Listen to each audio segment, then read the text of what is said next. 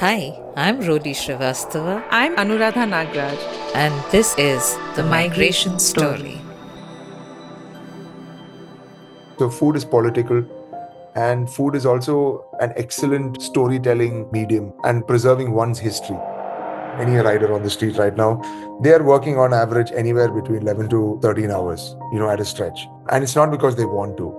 It is because the only way for them to earn anything at all is to actually stay on the job for that long. See, the thing about food is, it is also a very, very highly customizable experience. Namrata might be non-vegetarian. Namrata might have a mushroom allergy. So it is in my interest to progressively also create an intelligent profile of Namrata when I'm serving her.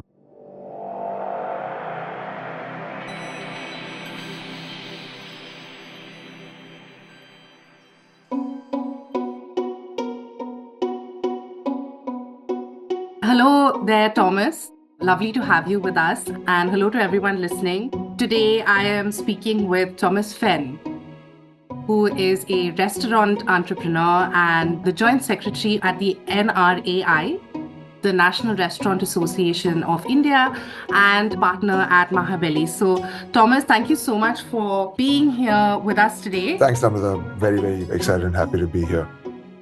I founded Mahabelly with my partner Zachariah Jacob. We went to school and college together, and the straightforward objective of opening that restaurant was that we couldn't find a place where we would enjoy eating Malayali food, which is exactly what we serve. We serve food from the state of Kerala. How lovely. I feel like I'm going to have a strong hankering for some appams after this. So I think I'm going to be very hungry after this. I hope so. Okay, so of course, one of the big things I've had in mind is about how the face of small businesses in the food and beverage industry have likely changed quite a bit owing to the development of things like these platforms, what we're calling the platform economy, different apps and so on, through which you can order food. So, Right. can you tell me a little bit how you feel these developments have changed small business? It could be for the better, it could be for the worse, but what's your overall take? It's definitely shifted the landscape, right? With platforms like Zomato and Swiggy and the likes coming in. It's changed the nature of how customers discover restaurants. It has changed the nature of how customers interact with restaurants, and it's also changed what an expectation level from a customer is when it comes to restaurants and food. Whether it is good, bad, or ugly, I'm a little traditional romantic in the idea that food serves a very primal need. So the digitization of one's interaction with the food space, in my opinion, does lead to negative effects over a long period of time. So I think progressively we've reached a point where running a restaurant is not as fulfilling or as fun as it used to be. It's become very, very business oriented, which means that we're governed mostly by numbers and metrics and parameters and preparation times and cost control way, way more than being motivated to serve really good food. But Yeah. at the same time, it's kind of like what the internet did to us.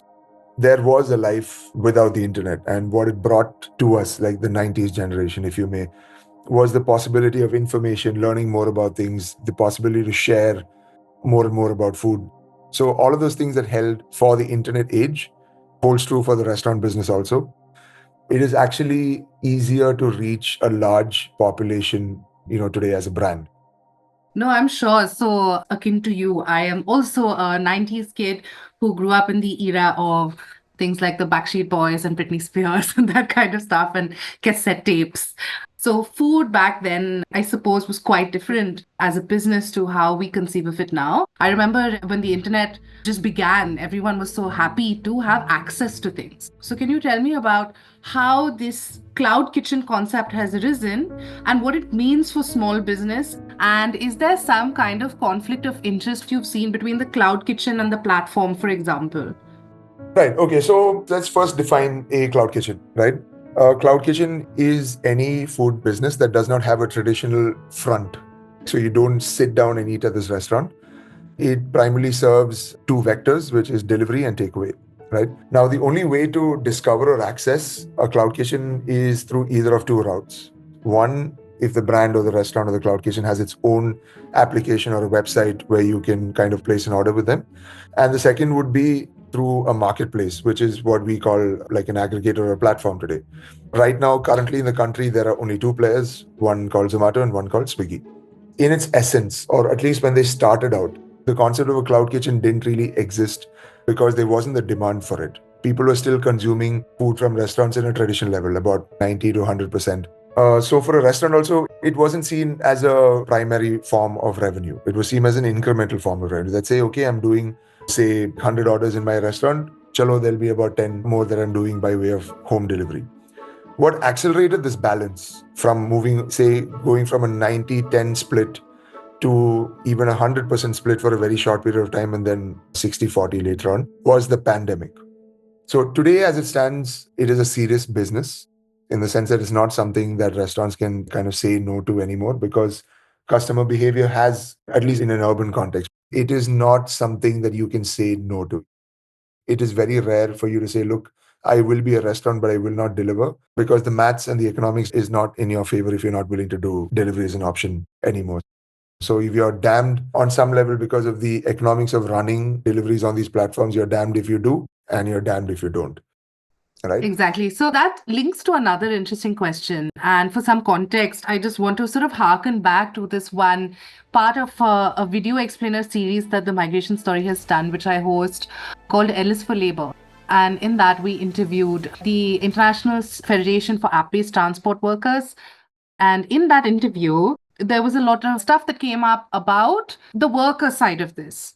सारे aggregator companies ने worker को एक partner अपने मर्जी माफिक नाम देके जो है एम्प्लॉयर का रिलेशनशिप खत्म करने की कोशिश पूरी की.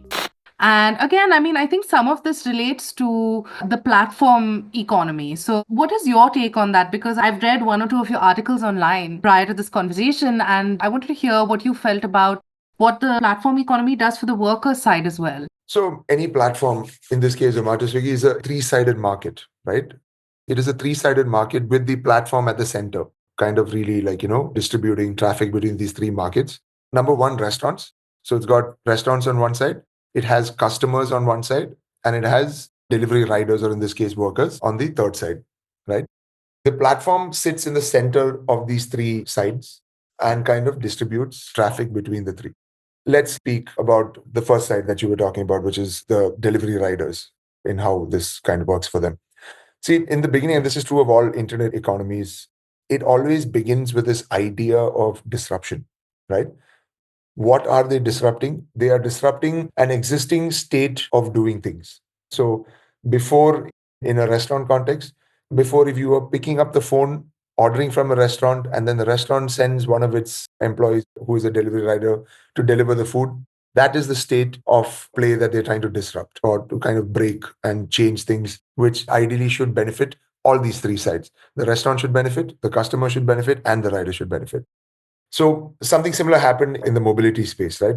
So before Uber, Ola, and the likes came into the market, there were not really too many options for people to kind of maybe hail a cab to their house.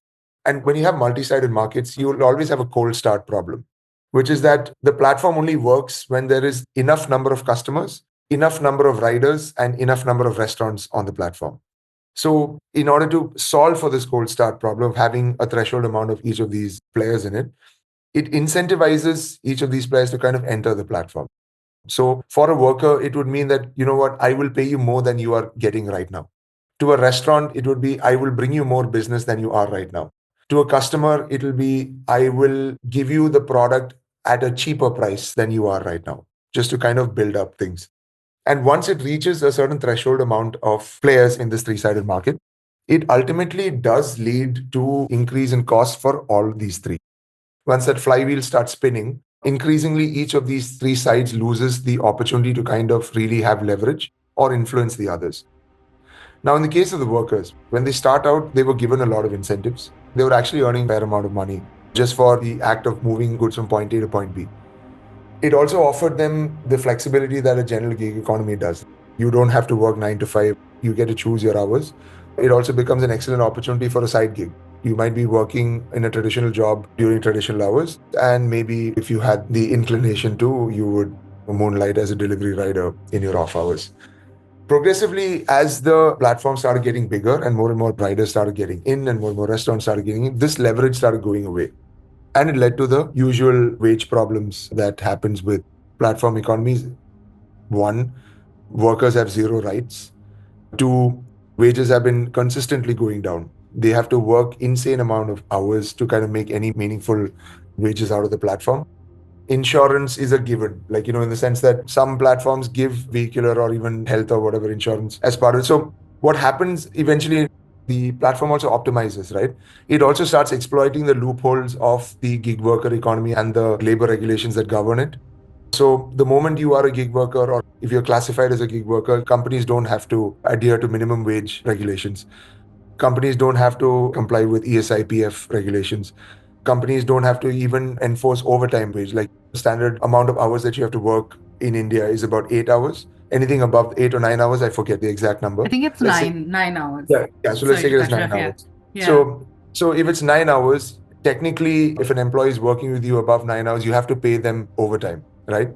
Which is basically a higher per hour wage rate. Now, platforms don't have to do any of these things because they are classifying their employees, these riders, as gig workers, which means that if you ask any rider on the street right now, they are working on average anywhere between 11 to 13 hours, at a stretch. And it's not because they want to. It is because the only way for them to earn anything at all is to actually stay on the job for that long. They're also penalized like crazy for marginal errors. If you missed your pickup time by a variance of 1%, 2% progressively for whatever reason.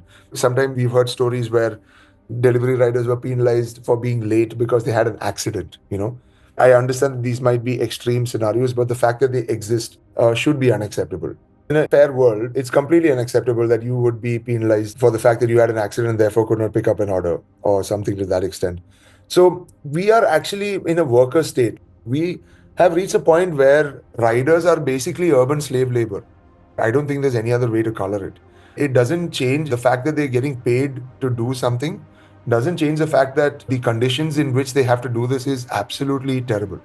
And this is possible in a country like India primarily because there is no competitive bidding power that a laborer has today or a delivery rider has today because of the limited opportunity also that they have.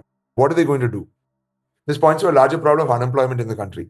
If you are someone aged, say, 20 years to 35 years old with a certain level of education, the opportunity that you have is very, very limited.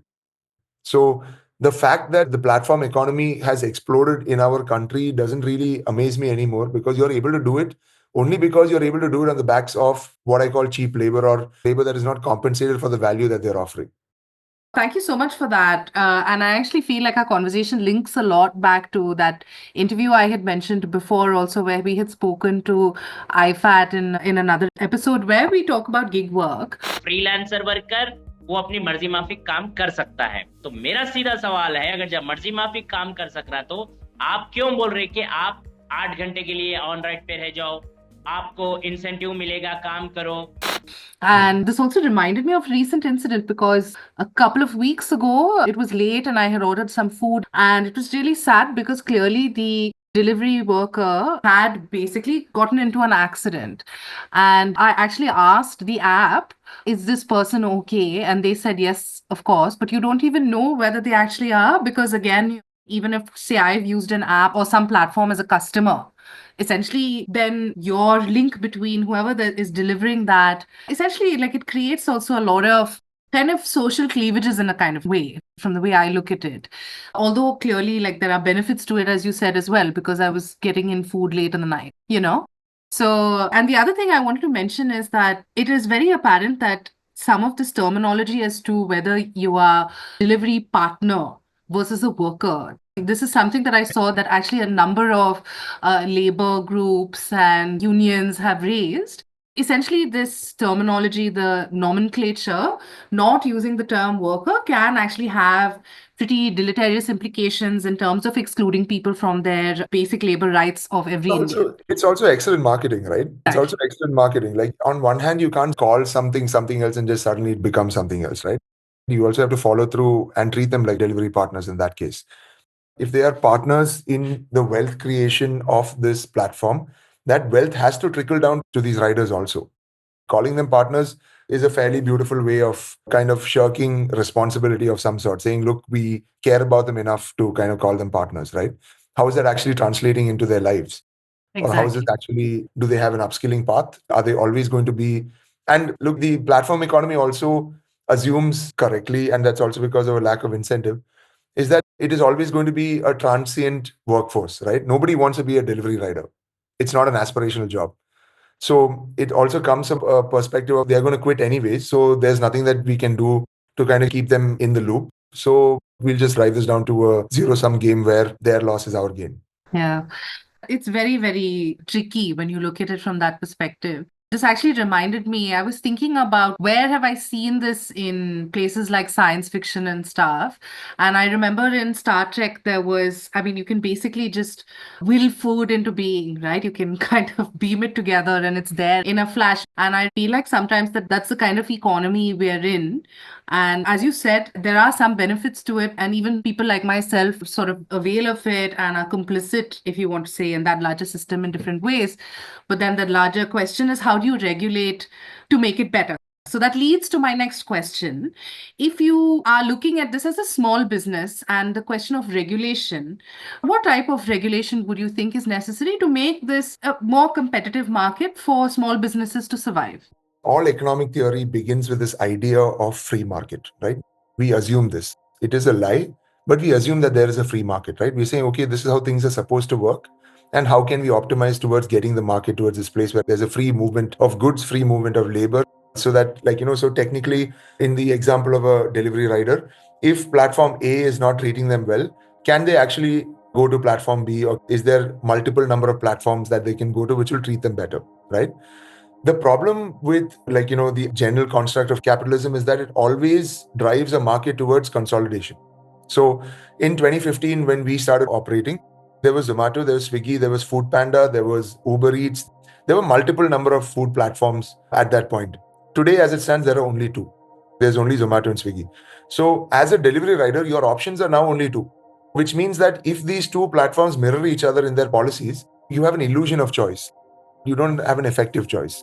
There's nothing much that you can do to kind of rein them in. So this is where regulation has to step in. The regulator's job is to basically maintain this sense of competition.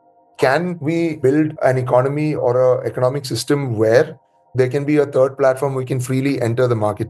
Today, it's very difficult for a platform number C, third platform to come in, simply because the other two have kind of monopolized the market so much that the entry for a third platform is going to be a very, very expensive exercise for them to do.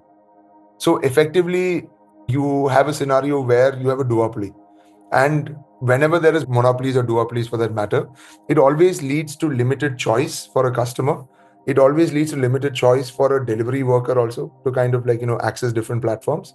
And ultimately, it will also lead to a limited number of restaurants, because only a certain kind of restaurant will be able to make it work on these platforms because of insane amount of issues, which we'll get into in a bit, which is the third side, right? The restaurant side. So in India right now, the body that is supposed to probably step in and really do something about it is, one is the Competition Commission of India, and the other one is the DPIIT, which is the Department of Industry. Too many alphabets. Let me just Google what it stands for. But that's okay. We can check it. But yeah, please continue. So it's kind of asking the question of why do we need a judicial system in the country, right? If all parties or all players in our country are fair, don't end up cheating each other, we wouldn't really need a police system or a judicial system.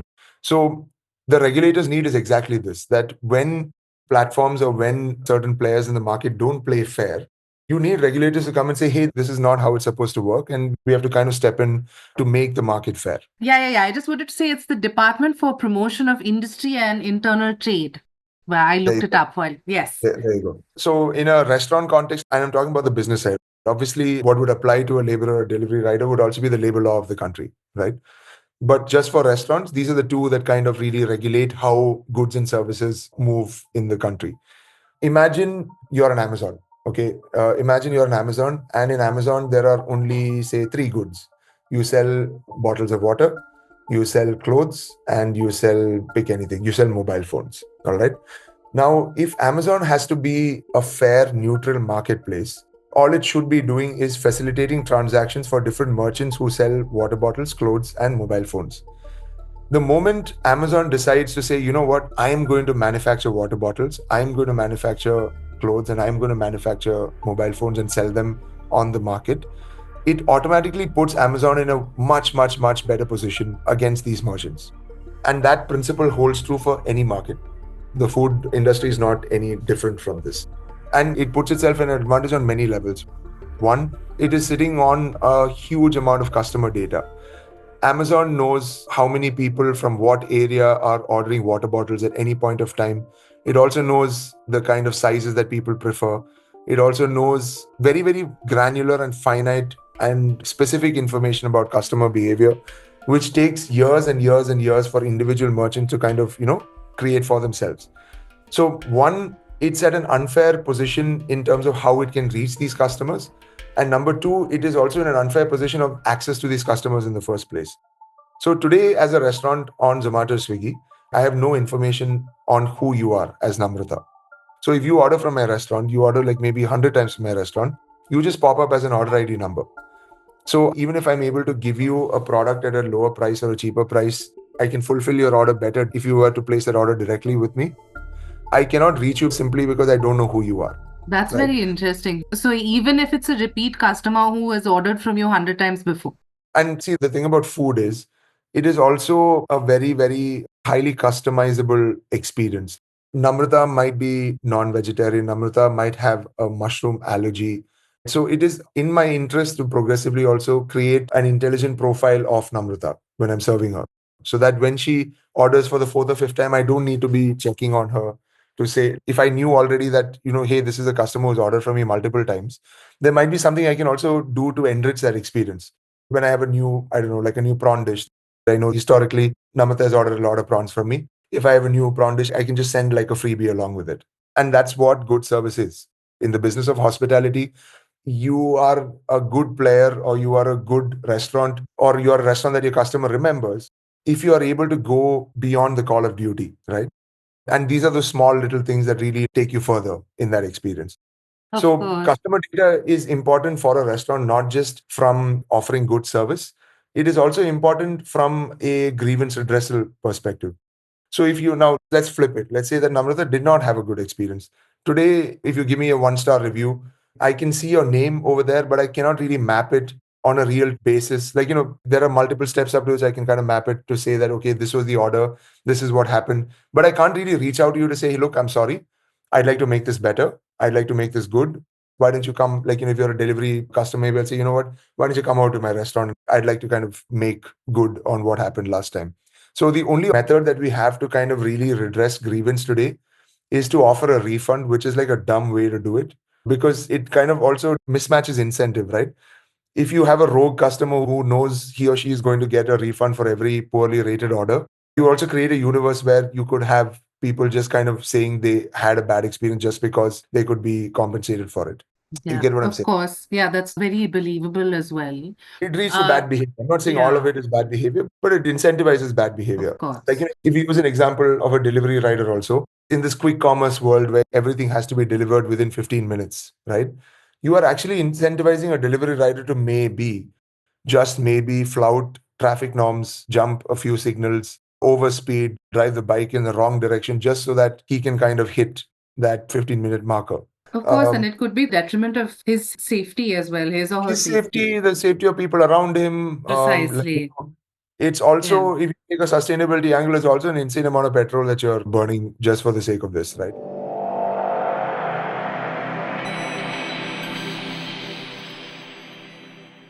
Bro, I'm hungry and we have to keep working. Just look on my phone and order some pizza, no? Why is the delivery so late? What, yaar? They said 10 minutes and it's been 15. I'm gonna be so late for my manicure. Today, the gig economy is practically inseparable from our daily lives.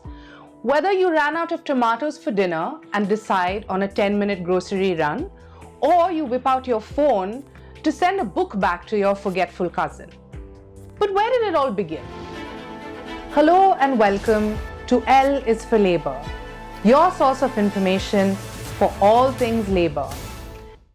Only on the migrationstory.com.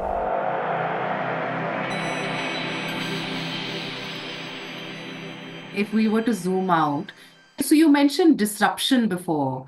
It feels a little bit like this quote unquote disruption is not necessarily an amazing thing in and of itself because we always claim it to be, or for example, people from the digital space claim it to be.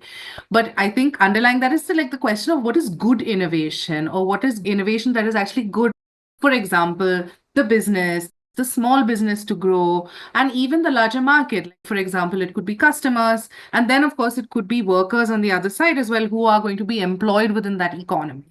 So it's that innovation is a good thing in a lot of ways, but not all innovation is necessarily amazing, or it's a question of how you keep that in a measured way or what that means socially. I think that those are some of the questions that this has raised. And actually, that links me to another question now.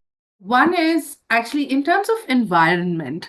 There are a number of times that I order food and I'm trying to sometimes do this less. So now, when I do that, one of the things I see is that there's a lot of waste. So I wanted to ask you a little bit about that. So this is not unique to the food industry, right? We are facing this problem with fast fashion. We're facing this problem with general consumption. The price that we pay for a good is not representative of the true cost. And when I say true cost, I would include fair wage to a laborer. I would include the cost of actually recycling or the cost of removing waste that is generated by way of this business. None of this is being translated to the price that a customer has to pay, right? If we actually did that, I think that the amount of consumption would itself kind of come down till we reach like an inflection point where it matches those costs. So in the case of food delivery, there is an insane amount of plastic that is being generated. I would say that my business is also guilty of this. And as restaurants, it's kind of a slippery slope.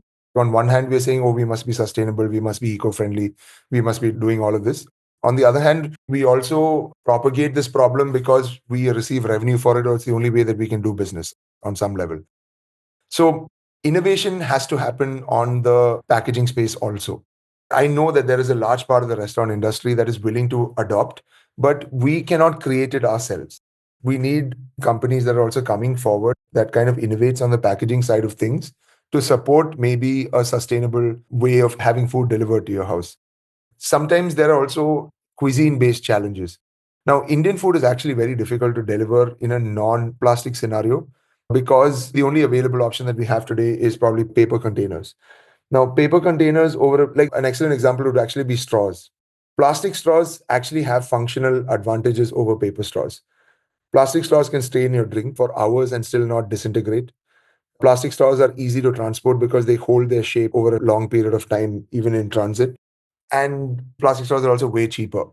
So the innovation that we're talking about from a packaging perspective is also people pushing the bracket to say that, look, hey, we're going to solve this for a particular cuisine. If a burger company or a pizza company or a sushi brand is still using plastic, it is actually quite shameful today because there are great alternatives that are available right now. Indian food, curry-based foods, Southeast Asian cuisines, all of these don't really have a lot of options as it stands right now. So should we stop the delivery of such food till it happens? I think it takes also a conscious customer to kind of make that happen. As long as there is demand for it, there is always going to be a restaurant or a brand that is going to support that demand simply because the demand exists. It's not something that even a platform necessarily can solve on its own. There has to be a coming together from the restaurant industry, the platform, as well as companies, outsider companies who can kind of solve this together to say that, look, we want to make this happen and put concrete will behind making this happen. It's not enough to say, like we are 100% recyclable. The fact that a plastic container is 100% recyclable, we know this, doesn't mean that it is actually getting recycled. It ends up in a landfill. If you want any example of this, you just have to take a quick little hop to the border of Delhi, where there's a giant mountain of waste, which just keeps getting bigger and bigger and bigger. And again, this is also like a very good example of the asymmetric effects that it has, right? A city dweller in Delhi doesn't have to pay the consequence of a landfill because the landfill does not exist in his or her neighborhood. It is pushed to the boundaries of the city where people who actually live around it are paying the price, right? So they are actually paying the cost of your consumption. Of which course, is again, poorer people will invariably have to pay. They have to pay the price. It is poisoning their water. They're constantly having to, like over and above the general terrible pollution that happens in Delhi, they are having to inhale fumes that comes from burning plastic from these landfills. So, which is why I said disruption is not enough. To me, disruption works. It is beneficial to society as a whole if it fulfills either or all of these conditions. One, it has to benefit all the stakeholders involved. Two, it has to translate true cost to the stakeholders involved. And three, overall, everybody actually gains. The pie becomes bigger. So, in the case of food delivery right now, workers are not earning more than they were. Restaurants are not earning more than they were. Customers, right now, as it stands today, they have a very strong economic incentive. It's a great time to be a digital customer today because platforms, banks, every single economic entity is giving you discounts left, right, and center, which also leads to this price distortion that I was talking about. Where, as a customer, you think that you are paying a fair price, and you can't blame the customers also. If you give them something to buy at a price, why would they say, hey, you know what, I don't think this is a fair price, I'm going to pay you something more? So we also have a responsibility as businesses and platforms and this thing to kind of translate that price in a way that customers can also understand as a true cost. So right now, as it stands today, the customer is the only one. Even these platforms, by the way, are not making money. There's not a single delivery platform today that is making money on a company level. They are still hemorrhaging cash. And that is coming from this idea that, look, if I bleed money today, there will be a time where I will be the only player in the market and then I can raise prices for everyone. And progressive, that has been happening. Customers are now paying platform fees, delivery charges. They are paying small, like they're being bled by the drop. Restaurant operators have been paying increasing commissions, which have skyrocketed to exorbitant levels. When we opened in 2015, the average commission rate was about 4.5%. Today, it ranges anywhere between 21% to 32%. So, all in all, you've reached a situation where in this act of disruption, you haven't really created value, or how I would say is undisputable value. It's very easy to dispute the value that has been created right now. What has happened right now is that you have a third party that has wedged themselves in the value chain. It's not like, Zomato and Swiggy did not create the idea of delivery. We were doing food delivery way before these platforms came in. It's like the third wheel at a dinner. Except Someone the who third was not. except the third wheel knows its place and would not get into the romantic side of things, right? Right. So over here, you've got a platform which have wedged themselves right in between, and they're acting as gatekeepers of this information, of this data. You have this third wheel that you really cannot get out of this bike. Like, they're just hanging on throughout the entire journey, just to kind of build on it. Like, when you get married, when you have a child, when you're on your deathbed, you have this third wheel just hanging around saying, hey, what's up? That's an interesting metaphor. I was just thinking, you have these boxes, for example, in which people are getting food, but then I'm sure that there are other implications also, like the cost of fuel people use if they are going for long distances, all of those types of things as well, right? Whenever the delivery worker is on the move to actually deliver something. So I think that those are some interesting questions that come about there in that larger debate. I mean, we've reached a point of no return. Climate change is a thing, right? Like, it's not definitely something that we can just sit back and say, oh, we'll figure this out over a period of time. It is happening and this is where it blows my mind that it is in this world that we are now dealing with stuff and questions around quick commerce. Something that we could achieve with a simple, just getting down your building, walking to your local Kirana store is now an expectation to kind of get delivered to your house. I understand that it is a convenience in certain contexts, but when it becomes the norm, it really changes consumption. If the cost of fuel is always going to be cheap, there is absolutely no incentive for automobile companies to make energy efficient vehicles, right? So totally. it is something that is behavioral, not just convenience is always going to trump value. So this is a point in time where we have to start really this is not questions we have to ask. We have to start doing something about it. The expectation cannot be, I want my things in 15 minutes. I want them to cost a certain thing and I want to pay delivery rider a fair wage. All of those things can't be true. Something's got to give. Yeah. No, that's a very good point. And my last question for you actually links to the idea of food itself. It's interesting because this discussion reminded me a little bit of how food is described in some books like George Orwell's 1984 or Aldous Huxley's Brave New World, where sort of food now, which is something so colorful and exciting and things that a lot of us, when you're going to a restaurant, you look forward to, in those spaces, it's described as like gray and boring. So it's kind of also taking a bit of the joy out of life. So I want to go back to this idea of you, for example, and how you feel food and culture relate to each other. Maybe you can talk a little bit about Mahabelly, how it links to larger cultural questions for you. See, diversity is always a good thing. It leads to better choice. Diversity leads to access to a lot more stories. And the same holds true of food, right? So, food is political. Food serves a primal function of nutrition. And food is also an excellent storytelling medium and preserving one's history. So, what I feel that in the appification of all of this, right? Like when you kind of put everything into these little silos where that's the only place where people consume food, what it ultimately does, it makes certain kinds of restaurants and certain kinds of food unviable. So, which is why if you go on Zomato and Swiggy, like, those places right now, typically the kind of food that you're going to find there can broadly be put into four quadrants. You'll find pizzas, pizza burgers, fast food. You'll find North Indian, you'll find South Indian, you'll find Asian, and you'll find a bit of Western European, right? But the joy is in striating those buckets or those like individual categories into, in the case of South Indian, we have such a diverse setup. There's food from Tamil Nadu, there's food from Kerala, there's food from Karnataka, there's food from Andhra Pradesh. Each of them have their own, like directions that they take. Each of them also represent the people that inhabit the region. Each of them also represent the ingredients that are used by virtue of, geographical location. When you dumb it down everything into what sells, you lose those brackets. Like, you lose the opportunity to push the envelope. So in our case, when we opened Mahabelly, the understanding of South Indian was grossly limited to one, it was understood as vegetarian mostly, which it's not. So it was that whole idli, dosha, vada trifecta, which was the understanding of South Indian food. This is the universe that we entered into in the north of India. So our idea was to also kind of speak the language of Kerala, right?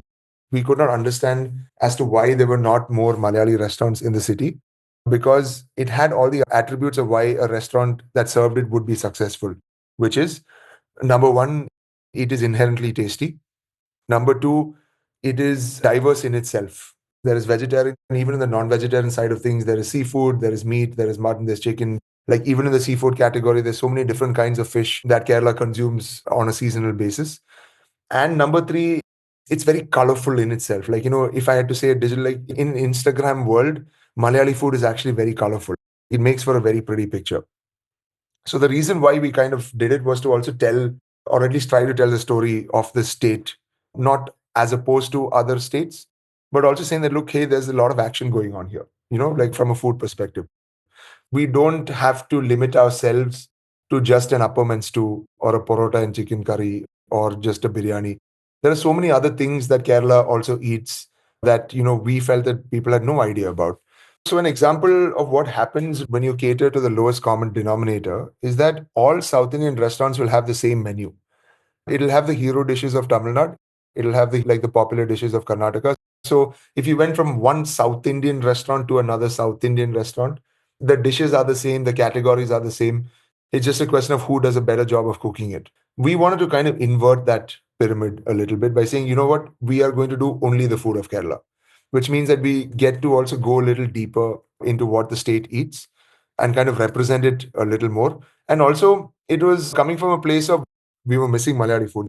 There weren't too many restaurants that were serving it. So we thought, by now, if no one has done it so far, why don't we take a stab at it? And at this point, Zach's my partner. Zach and I actually don't have any experience in running a restaurant, right?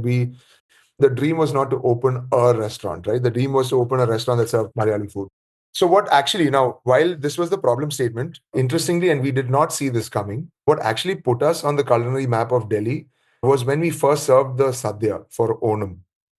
And looking back, I think it kind of exploded into what it is today for a few, again, lowest common denominator attributes that a Sadhya has. One, it is fully vegetarian.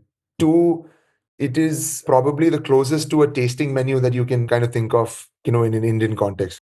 You're paying a fixed price. You have 22 dishes, each of different textures, different flavors, different spice levels. There is scarcity because it happens only once a year. And in a burgeoning Instagram community, it was also a very colorful meal. Like there's table side drama. You can't pre-plate a sadhya. You have to put that leaf in front of you. You have to serve it out in front of them. It's a bit messy, but it's also messy in a very endearing way. Yeah, I'm So- a big fan of Sadhya. I mean, in Tamil Nadu, of course, I don't know if you say the same. We call it Ella Sapad. Ella Sapad, correct. So in Kerala, the same, what you call an Ella Sapad is what we call meals. Like it's actually called Ah. meals, which is basically like, it might not be as elaborate as a Sadhya. So a Sadhya is basically a very elaborate Ella Sapad and it happens once a year. But we have Ella Sapad all the time, right? Yeah, so Um, for the people listening who need a translation, that's essential. Translation is leaf Made on a food, leaf. like food on a leaf, which is So that food delicious. could And be I would, anything. So technically we ate biryani on a leaf. It would be also qualify as an Ella Sapad in some regions. yeah. Um, No, it's so delicious. But I think that your larger point, Thomas, is so true. I was thinking because food also relates so closely to the history of a place and people. One example that I often think of is samosa. Actually, we often think that samosa, I think that there's a lot of contestation around this, but a lot of people say that it originated in West Asia. So it they is have most like sambusak. correct. Exactly. So, and that I've eaten so much of that because I am a migrant many times over myself. So I've eaten some which are like the mutton-based sambusak, which is delicious.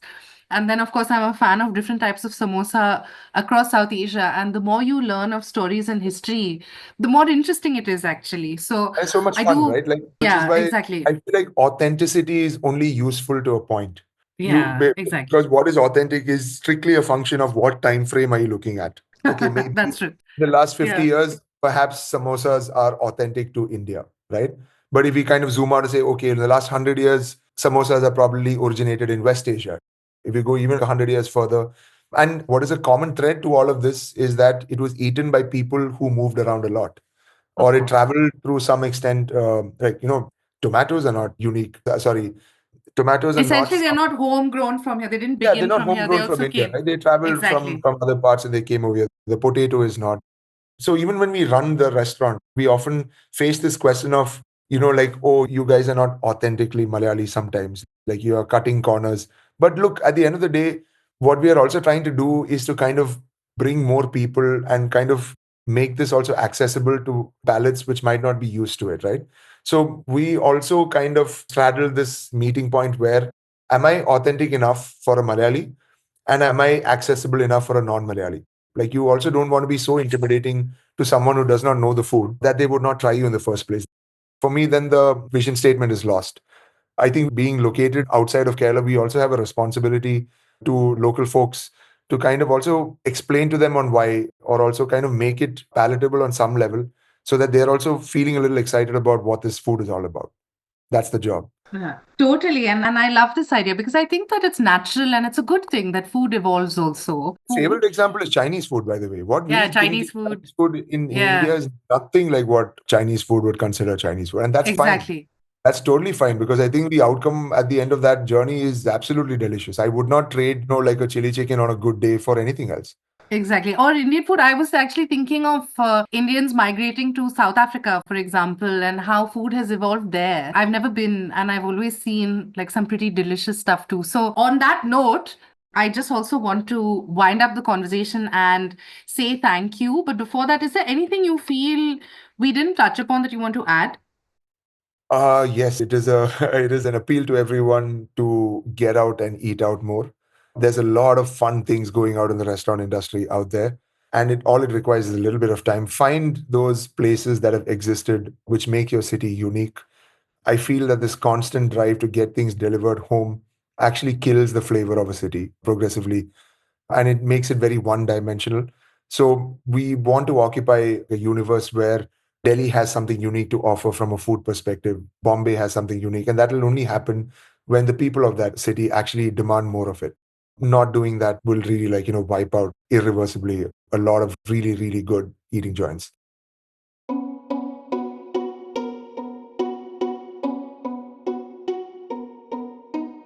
Thank you so much, Thomas. And I think that's definitely inspired me to treat myself to a meal outside.